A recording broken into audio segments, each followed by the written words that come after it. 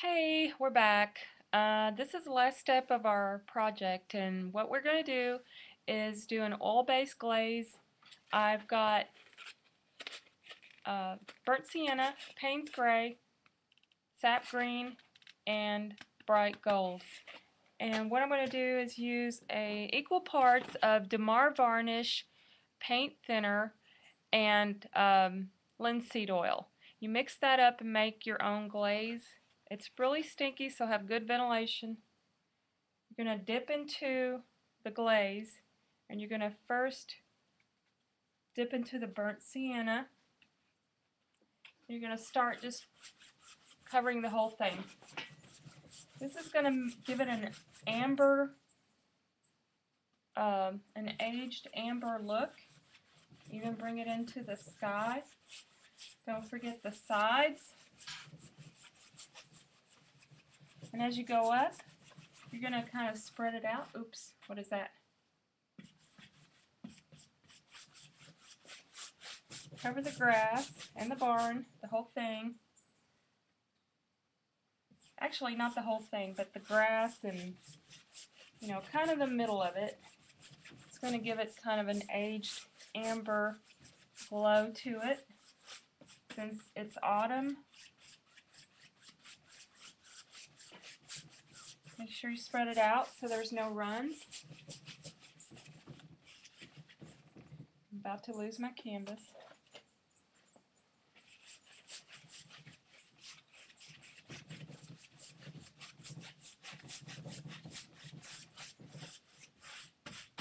Don't forget the sides.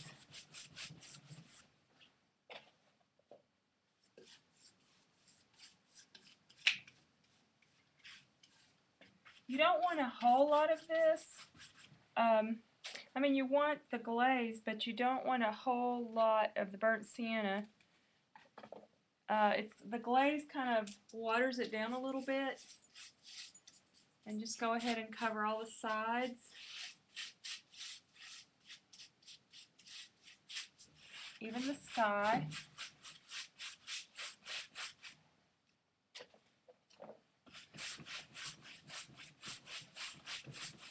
If you have any streaks, just go ahead and rub them in.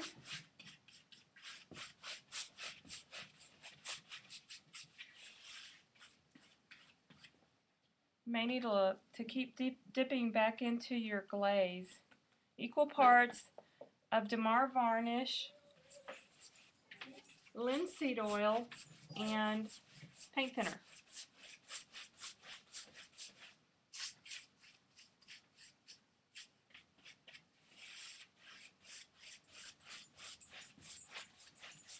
Drag it down into the bottom and go into the water a little bit, because remember, water reflects sky, so you don't have a yellow sky and blue water. You always have the water and the sky the same color, because water always reflects the sky.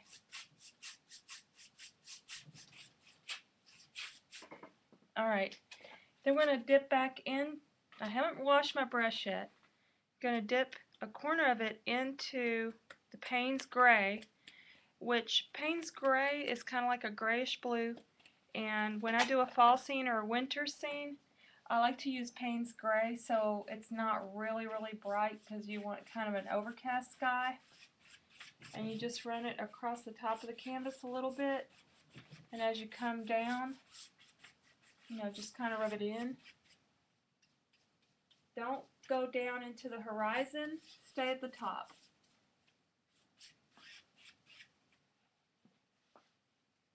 Make sure you don't have any runs.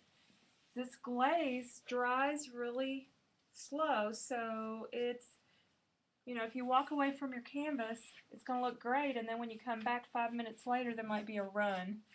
So make sure that after you do this process, you lay it flat to dry. Go back into a little bit now. I'm only putting it on the very tip of the brush right here. So again, you're going to mimic what's up here, down here at the bottom of the lake. See that at all? There we go. It's just reflecting what's going on up here.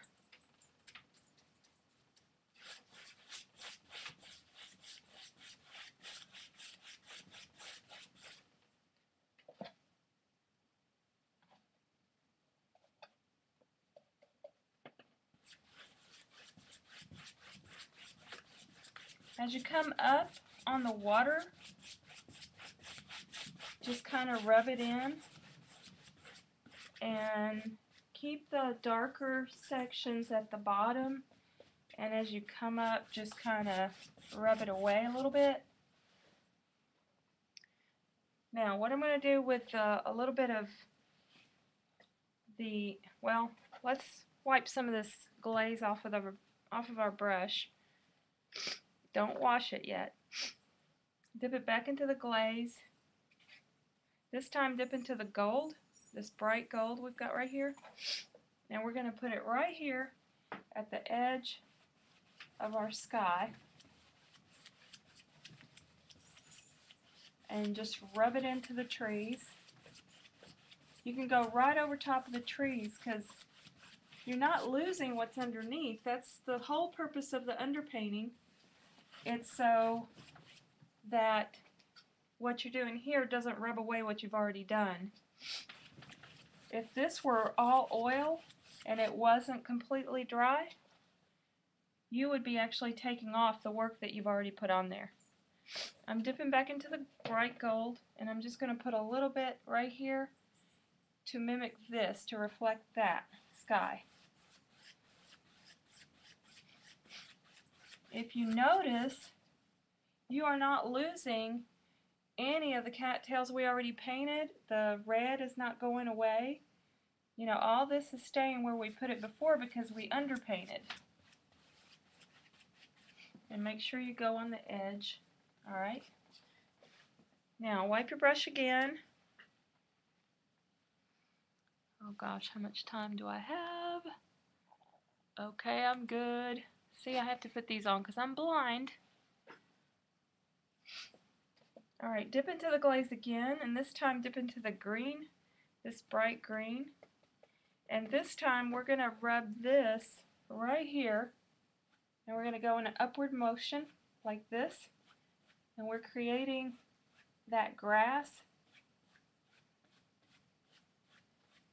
And you're going to pull away from the canvas as you move your hand up. I'm pulling away from the canvas. Dip again into the green and do this again until you've got this bottom area covered in this green, because we've kind of neglected this part of the canvas for a little while here, concentrating on the top. Go ahead and dip back into the glaze and back into the green and continue this until you've got all this bottom covered up.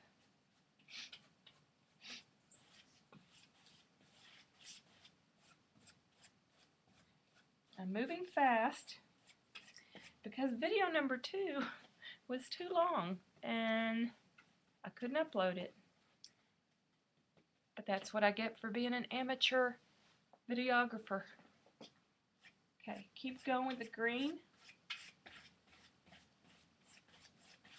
And if you wanted to, you could go and dip back into the gold a little bit. Okay. Alright, I'm going to go back into the, whoops, I'm out of green. I'm going to go back into the glaze. Sorry about blocking the canvas. I'm going to go back into the glaze and then back into the green. Just a little bit. Not a whole lot of glaze because at this point you've already got all this covered in glaze and you don't want it to start running.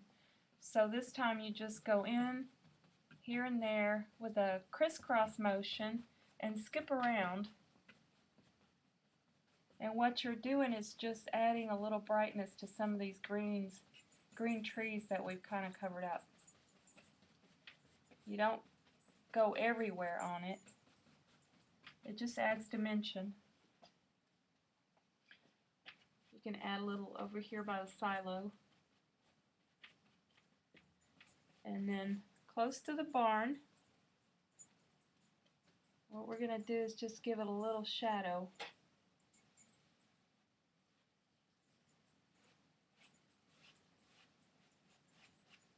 And drag up a little bit here.